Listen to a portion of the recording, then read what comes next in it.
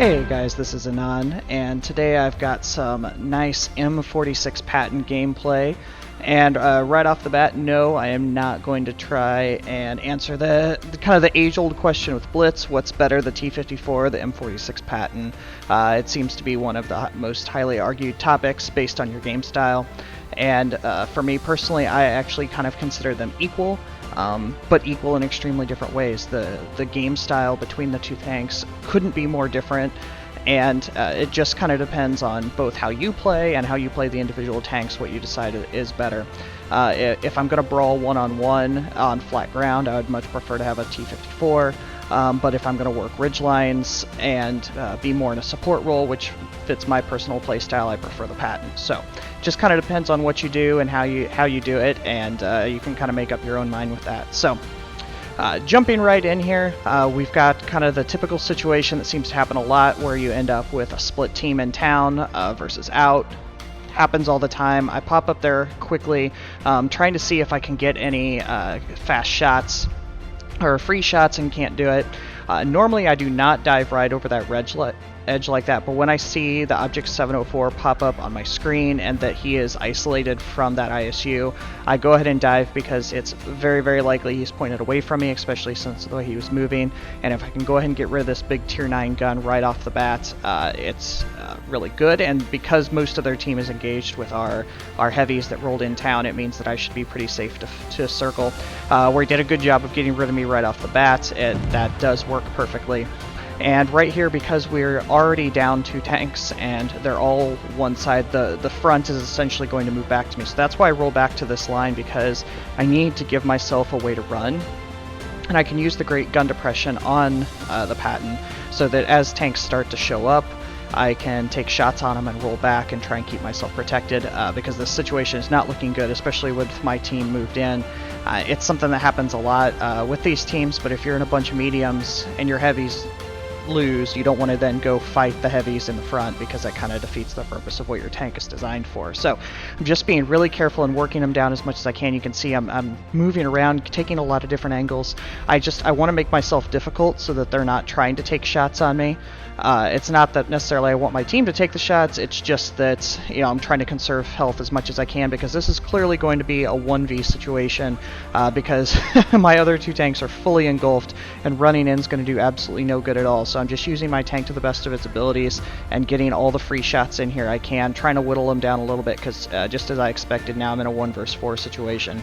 So I take one last shot because there weren't guns facing at me, and now I can run back out into the dunes, because again, it's about kind of putting yourself in a good position and using the tank to its strengths. The Patton is very nicely mobile, has good view range, and has that great gun depression. So because they were all on that side of the map and they know it's a 1 versus 4, I assume I'm going to get 1 or 2 to try and come in after me, and so that's why I go set up right here. It's a nice clean spot, so that if any of them rolls up over those hills, they won't have gun depression to shoot me, because basically no tank does. There's only 1 or 2 in the game that would be able to have gun depression to shoot me over this angle, and hopefully I can take a few of them out and create it into an easier situation.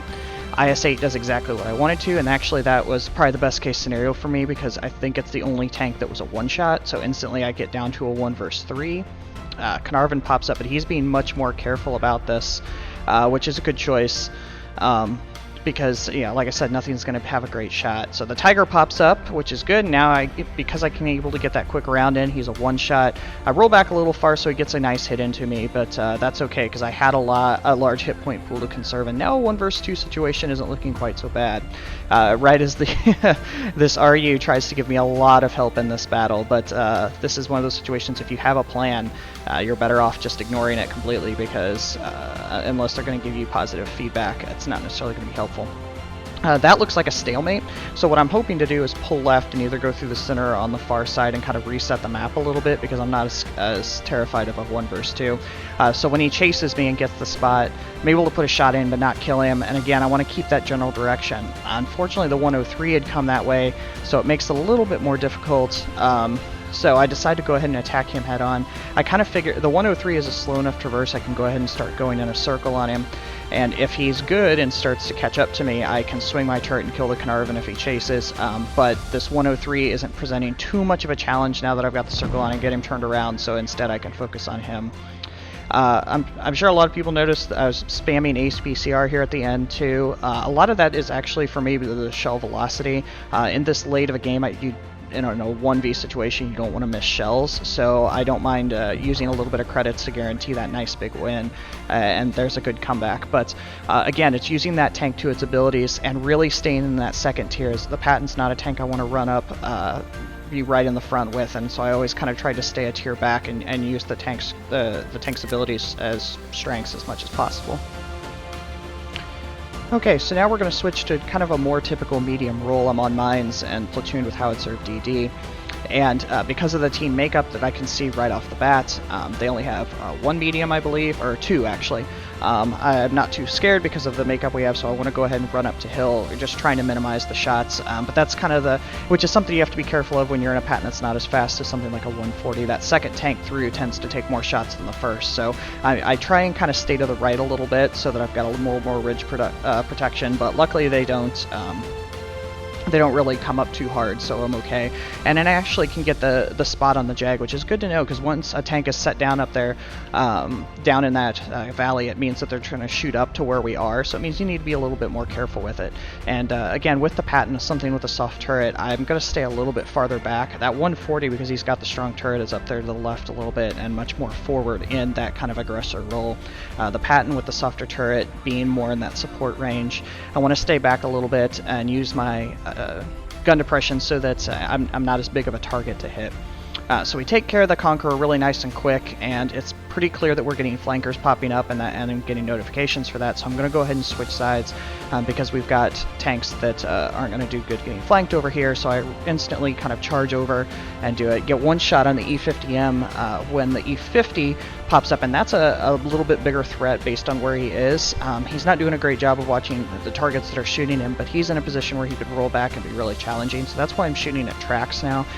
If I can do damage, great, but I've got another tank up here with me. I've got my platoon mate, so I'd rather keep him track and try and guarantee that kill so he doesn't run away and become problems later. Plus you can see that I've got a little bit of difference between my kill shot, or my reload and his repair time. So that last one I wanted to be a kill shot, but obviously it doesn't always work. So now we can focus back on these other two, because they're a little bit less of a threat because they're down in this low ground in this valley. And they're going to present pretty easy targets, especially with this many guns as they have. And we've seen all of the rest of their team be spotted back to us, and they're very, very defensive as tank destroyers. So now we can get rid of basically all those fronts that were happening as the team spread out, and we can swing back around and deal with these tougher tank destroyer targets at this point. And again, because I can see guns pointing at me, I want to be very careful about how I'm poking out. Patton just presents a pretty large target. The 46 isn't as bad as the 48 about it. The 48's as big as a house, but the 46, still is pretty soft, so you need to be careful kind of about those angles that you have going on, and using as much cover as I can at the same time. So we've got a pretty good tank advantage at this point, but obviously big guns can equalize things pretty quick. A lot of us can be killed in one shot by a Star Destroyer like that, so you have to be careful with it. And he's also a really good player, which I hadn't noticed kind of at the beginning of the battle, but he's not necessarily a player you want to mess around with, so we want to make sure we're being careful with that. So go ahead and roll forward again here at this point, but I'm trying not to be the tank that's shot at. It's just that full support tank mentality.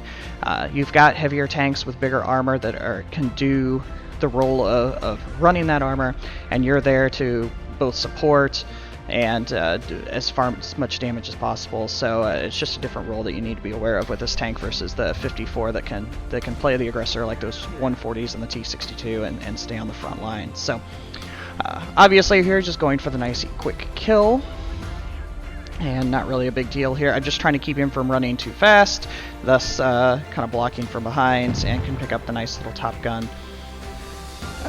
You'll see pretty quick here, this is an ace, and it probably didn't feel like an ace as I was driving around because I didn't necessarily do that much damage. Did good damage, not amazing, but again, it's that support role kind of tank where I have a lot of assistance damage, so I still ran up a really nice XP number, but you can see there 1800 assistance damage, doing a lot of tracking and kind of working that way. Okay, and one last battle here. Luckily I had 2 tier 10 battles in here to work with, which is always nice. showing that low tier, especially in a tank that doesn't have a strong armor. I'm talking about that support role a lot, and so this is another battle where I'm instantly kind of treating it in that situation, especially a tank like the Patton, where I would prefer to work ridge lines. Himmelsdorf is very difficult for that because you pretty much have to side scrape and use hard cover and dodge more than anything. So I move up to this house, which I typically do, especially in a situation like this where I've got strong tracks, because I'm just trying to hold everybody for my team. I'm going to be difficult to kill here, and the team is coming my direction, so I can really just kind of keep an eye on everything. I'll be shooting for tracks as much as I can. You can see I keep shooting at these drive wheels, and that's because I've got a lot of big guns behind me and to my left, so the more you can kind of halt them out in space, the better you are, especially in a tank like this. So that's what I keep aiming for here. It's pretty clear at this point that we had one tank run away, so now's the time to start to be aggressive, because most likely the rest of their tanks are flanking us, and that's why I'm trying to get this T-62 to move, because he's kind of blocking my way. I don't want to go too far to the left and take shots that are unnecessary, so I kind of wanted that line he was at. So now we can push really, really hard, because the rest of their team is starting to pop up on our flank, which is pretty expected at this point. But I want to push as hard as possible, because the T-54 is not something you want just running around on the battlefield. It can be really dangerous in the late game, so since he's only a one-shot, and he's kind of propelling me around, I wasn't going to go do a full about face and take on their heavies to the front anyway. So this creates kind of a natural progression into their backside, which now we have a couple tanks, or especially one here, the E4, that's pushed really hard. So I'm just being careful. Again, shooting for those drive wheels, missed at that time. But I've got plenty of support back here, so we're just trying to be careful and get rid of this big gun here pretty quickly. Made him burn his repair kit right away, so again, anytime you can take those out, it's really good. And I'm just kind of watching his turret. I mean, if I have teammates that want to run up there and take shots for no reason, it's fine, I'm going to let them, but I'm not going to necessarily sacrifice hit points right away. I charged that hard and up the hill because it looked like he was going to track me with his turret, and it would basically let me track his turret away and give the rest of my team really easy shots. So that's why I drove up, but was able to kind of swing back down. And so again, I'm just kind of following the circle around this. I don't want to take on heavies in the front, so I'm going to go ahead and do this fast flank. Normally I don't like to run through a cap circle, but because their team is all engaged with our team, it's not super likely they're going to notice or necessarily turn on it. So just going to go ahead and run on in here, and because there's this side of the map has a lot more natural cover for the Patton with these nice gradual slopes that I'm going to pull up here, that presents a lot more cover for me, so I can be careful. E5 obviously is going to be my aggressor here, and he gets a really, really nice shot. That was a tough shot, so I'm swinging in for the kill shot, but unfortunately get a little RNG, which happens, but I'm going to switch to APCR because I'm hoping for that Coppola shot. Instead, our Leo goes full YOLO, but it does a good job of turning his turret, so then we can go ahead and take him out real quick. And now it's just a matter of choosing targets in the right order. Any of those easy shots, take the IS-7 shot, but when he turns his turret, I dive in for cover, because again, that's a big shell, and I don't want to take that damage for no reason, because then I'd be a one-shot, and you just need to be careful with your hit points this low. So again, he pushes in, so I'm trying to back up and make sure I stay safe. Can instead take out the STI and then kind of naturally move up to the IS-7. And see, that's why I conserved that shot too. I would be dead right now from this T-62 if I had taken the IS-7 shot for no reason. Instead, I can get the track shot in there. I was hoping it would get him killed, but hopefully it held him out longer for the team. Now I'm just keeping that spot on, trying to watch the IS-7.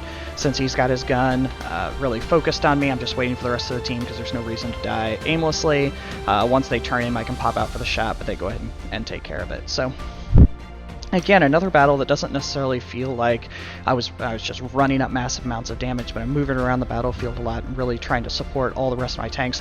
Anytime I can get to the flank and harass them, that's going to be a great spot for this tank. So good assistance damage, and still a good job, even higher XP total. So hopefully that helps with Patton a little bit. As always, if you like this video, be sure to subscribe on YouTube and follow on Twitch. Got a lot of live streams happening. We've been pretty regular on Tuesday, Friday, Sunday, so hopefully you can hang out for one of those.